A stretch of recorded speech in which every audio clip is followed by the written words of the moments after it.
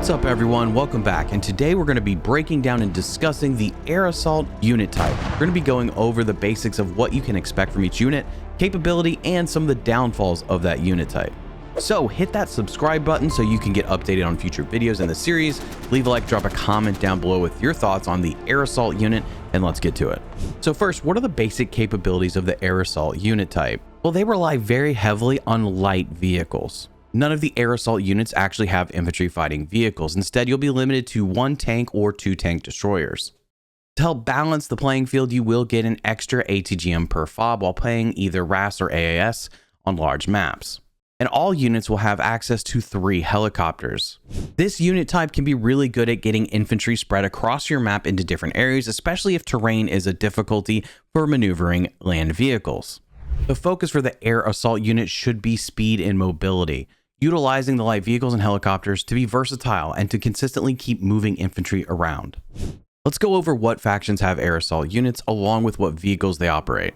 First, every faction has access to boats if the map requires it. You'll get your extra ATGM per fob, but also your normal fob emplacements. So we're going to start with the Blue 4 factions. The Australian Defence Force has the 3rd Battalion Royal Australian Regiment. They're going to come equipped with up to 3 transport vehicles, 2 logistics vehicles, and 5 PMVs, with one of those being an RWS variant. The other 4 are actually just 7.62, so bear that in mind when you're rolling out a main. The air assault unit will also get an M1A1, but it does have a 30-minute respawn timer. And of course, you'll get your 3 helicopters. The British Armed Forces are also going to have an air assault unit in the 2nd Battalion Parachute Regiment.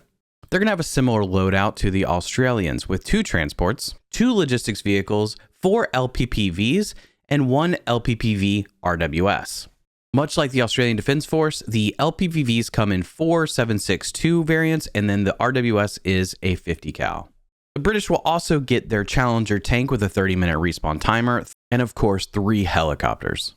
The Canadian Armed Forces have the 3rd Battalion Royal Canadian Regiment Air Assault Unit.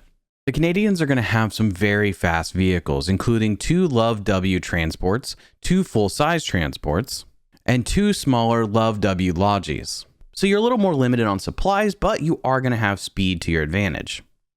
They will also get 4 Love W C6s and 1 Love W M2, which is a 50 cal. These are all open top, whereas you do have the TAP VC6, which is an RWS, but of course it is a 7.62 machine gun. As expected, the Canadian Armed Forces will have the Leopard on a 30-minute respawn timer and your 3 helicopters. Finally, we have the U.S. Army with the 1st Brigade Combat Team 82nd Airborne Division. They are going to have 2 transports, 2 full-size Lodges, along with 5 Humvees. 2 are going to have M240s, 2 are going to have M2s, but 1 is going to be an M2 Crows. They're going to have the M1A2 on a 30-minute respawn timer, along with 3 Black Hawk helicopters. For the independent factions, the Middle Eastern Alliance has the 91st Air Assault Battalion. They're going to have up to 3 full-size transports with 3 Samir Lodges that are going to carry a lower amount of supply. They can have up to 3 Samir MG3s, 3 Samir Cords, and they get a BRDM2. Oddly enough, they also get the T-62 on a 20-minute respawn timer, and of course they get their 3 helicopters. The Turkish Land Forces also have the Air Assault unit type in the 1st Commando Brigade Battle Group. This unit is going to have 3 up to their normal transports, 2 full-size Lodges, and 5 Cobras. Out of their Cobras, 2 will be MG3s, 2 will be open-top M2s, and they will also get 1 M2 RWS. Of course, they'll get their M60T MBT on a 20-minute respawn timer, and 3 helicopters. For the PAC Alliance, the PLA actually operates 2 separate air assault unit types, being the PLA's 161st Air Assault Brigade, which will come equipped with 3 armed transports with a HMG mounted on the top. They'll also have 2 full-size Lodges and 5 CSKs, one of which will be an RWS. Of course, they get their ZTZ on a 30-minute timer, and you guessed it, they will have 3 helicopters. You also have the Plan MC, which has the 4th Special Combat Battalion. They have a very similar vehicle loadout to the PLA, with the exception of 1 less CSK. They also won't operate the ZTZ. Instead, they'll have 2 ZTD-05s along with their 3 helicopters. Finally, in the Red 4 Alliance, you have the VDV's 217th Guards Airborne Regiment.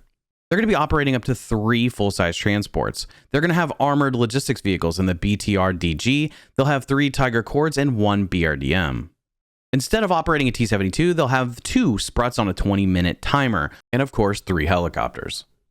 So that covers the inventory of what each faction unit has, and it's important to know the names because that's actually what you're voting on. So the downsides to the air assault units are pretty straightforward. They're also some of their strengths. You're reliant on those speedy light vehicles that can easily be destroyed by enemy armor or infantry. Your 3 helicopters are also susceptible to enemy fire, which can limit your logistics capability, which can make having multiple ATGMs on your FOBs kind of pointless. And as you already know, you only have 1 tank or 2 tank destroyers, which could be outnumbered depending on what faction you're going up against.